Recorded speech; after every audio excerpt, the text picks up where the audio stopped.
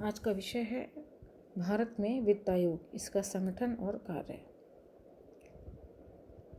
भारत में केंद्र और राज्यों के मध्य वित्त के बंटवारे के लिए जो संवैधानिक प्रावधान है उसके अंतर्गत कुछ कर केंद्र सरकार के द्वारा संग्रहित किए जाते हैं, उसी के द्वारा लगाए जाते हैं और उससे प्राप्त आय का प्रयोग भी केंद्र सरकार के द्वारा ही किया जाता है। जबकि कुछ कर ऐसे होते हैं जिनका संग्रहण और उपयोग का अधिकार राज्यों को दिया जाता है। इसके अतिरिक्त कुछ कर ऐसे होते हैं जिनके राजस्व का विभाजन केंद्र और राज्यों के मध्य होता है। इसीलिए संविधान के अनुच्छेद 280 में वित्त आयोग का गठन का प्रावधान है, जिसका प्रमुख कार्य केंद्र और राज्यों के मध्य विभाजनीय करों के राजस्व का विभाजन, केंद्रीय अनुदानों की राशि का निर्धारण और इस राशि को अंतर्राज्यीय वितरण के लिए किस प्रकार दिया जाए, यह कार्य करता है। संघवाद के सिद्धांत और व्यवहार की दृष्टि से वित्त आयोग को भारत का मौलिक योगदान माना जा सकता है, क्योंकि पूरे विश्व में इस संस्था के जैसा और कोई संगठन दिखाई नहीं देता। अब हम आगे पढ़ेंगे वित्त आयोग की सदस्यता।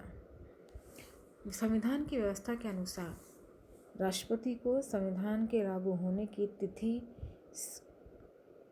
के 2 वर्ष के भीतर और उसके बाद हर 5वें वर्ष की समाप्ति पर वित्त आयोग का गठन करना चाहिए। पहला वित्त आयोग 1951 में गठित किया गया था।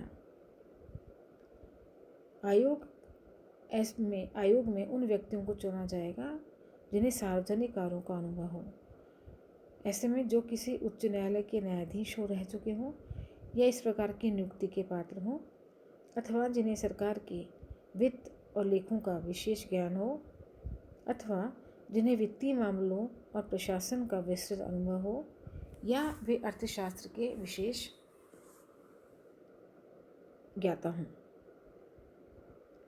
संविधान के अनुच्छेद 280 की धारा 3 में वित्त आयोग के लिए निम्न कार्य निर्धारित किए गए हैं, जैसे संघ और राज्यों के बीच में करों के शुद्ध आगम को जो विभाजित होता है उस वितरण के बारे में और बंटवारे के बारे में अपनी राय प्रस्तुत करना।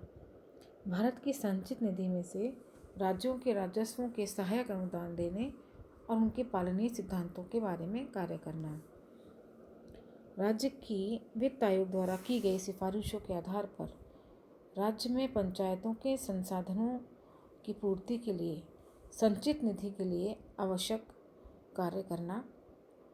राज्य के वित्त आयोग द्वारा की गई सिफारिशों के आधार पर राज्य की नगरपालिकाओं के संसाधनों की पूर्ति करना और स्थिर वित्त के हित में राष्ट्रपति के द्वारा आयोग को सौंपे गए अन्य विषय के संबंधों में कार्य करना। वित्त आयोग और के सदस्यों की एक विधि होती है, कार्य विधि, जिसके आधार पर वो कार्य करते हैं। क्योंकि इसकी नियुक्ति केंद्रीय वित्त मंत्रालय द्वारा राष्ट्रपति के आदेश की घोषणा के द्वारा की जाती है। वित्त आयोग उस तिथि से अस्तित्व में आता है जिस तिथि को उसका अध्यक्ष और सदस्य अपने पदों का भार संभाल लेते हैं।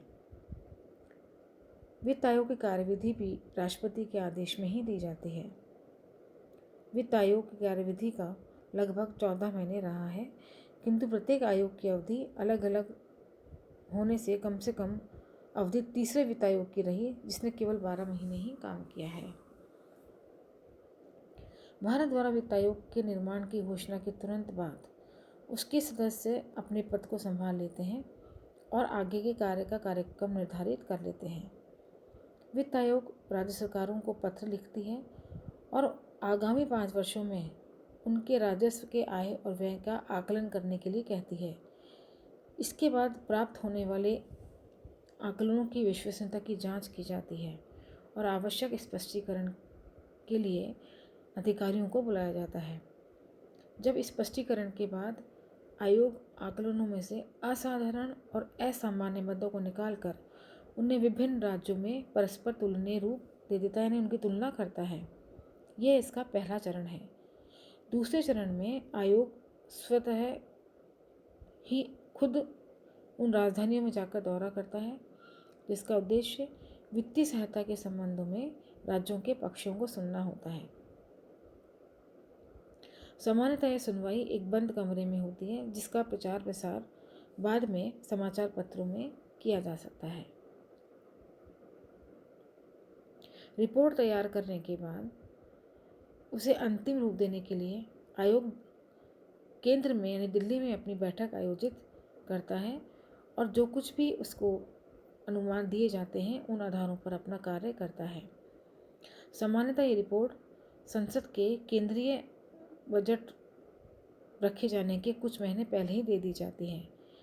राष्ट्रपति कार्यान्वयन की दृष्टि से इस पर विचार करने के लिए केंद्रीय मंत्रिमंडल की अनुशंसा करता है। मंत्रिमंडल केंद्रीय वित्त मंत्रालय के परामर्श के आधार पर और आयोग की सिफारिशों को स्वीकार करने या अस्वीकृत करने के लिए निर्णय लेता है। स्वीकृत हो जाने पर संसद में रखने के बाद क्रियान्वयन के लिए उसकी सिफारिशें को केंद्रीय बजट में शामिल कर लिया जाता है। वित्त आयोग का कार्य का मुख्य महत्व इसी बात से है कि वह एक संघात्मक शासन पद्धति है। वित्त व्यवस्था को स्थिर बनाने के लिए एक निष्पक्ष और एक दृष्टिकोण अपनाती है। भारत में वित्त वितरण के प्रश्न को संघ और राज्यों के मध्य राजनीतिक विवादों से दूर रखने का श्रेय प्राप्त है। सरकारी आयोग ने कुछ सुझाव दिए थे। उन्होंने कहा था कि योजना आयोग में ही वित्त आयोग प्रकोष्ठ स्थापित किया जाना चाहिए।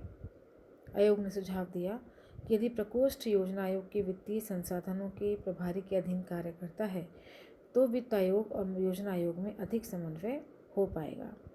सरकारी आयोग इस कार्य में महत्वपूर्ण माना जाता है, जिसने वित्त आयोग को अपने कार्य के लिए देश के विभिन्न भागों में विशेषज्ञ नियुक्त करने की सलाह भी दी थी।